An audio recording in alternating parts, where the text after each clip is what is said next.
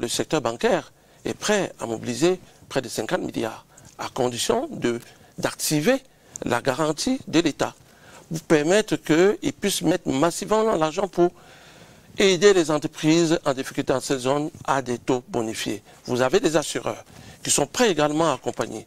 Donc il y a un certain nombre de filières qui m'ont dit pour l'instant, ils ne veulent pas encore se prononcer, mais cette dynamique va se poursuivre dans les prochains jours.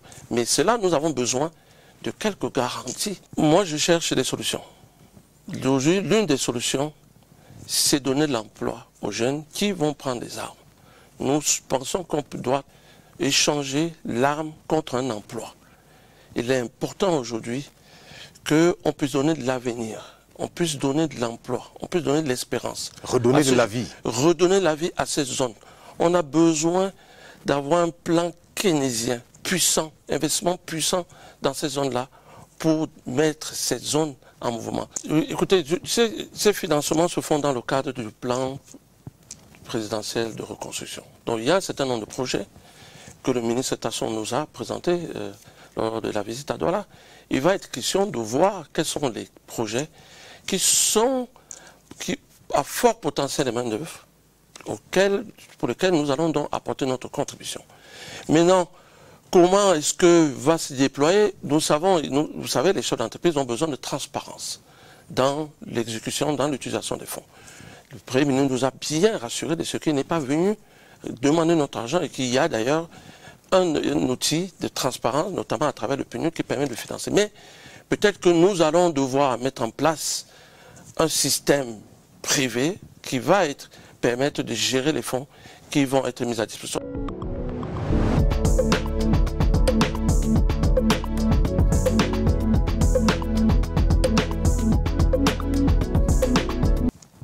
Il faut tout faire pour que la guerre cesse.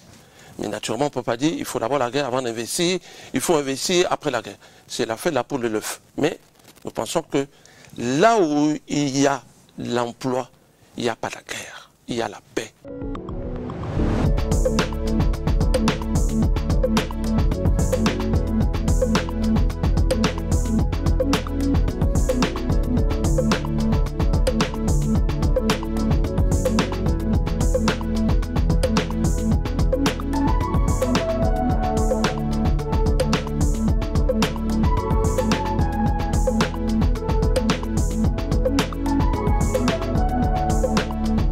C'est le grenier agricole du pays, vous l'avez dit.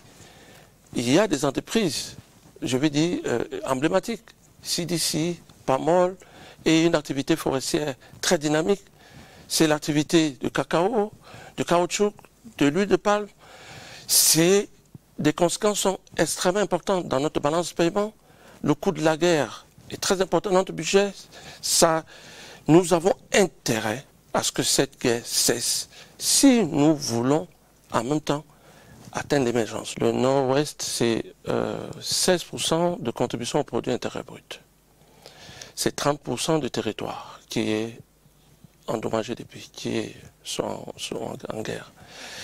Et les chiffres que nous avons eus dans les 3 dernières années, entre 2016 et 2018, nous avions 40 milliards de destruction d'équipements. C'est des pertes fiscales de plus de 20 milliards. C'est près de 800 milliards de manque à gagner. C'est près de 17 000 emplois perdus.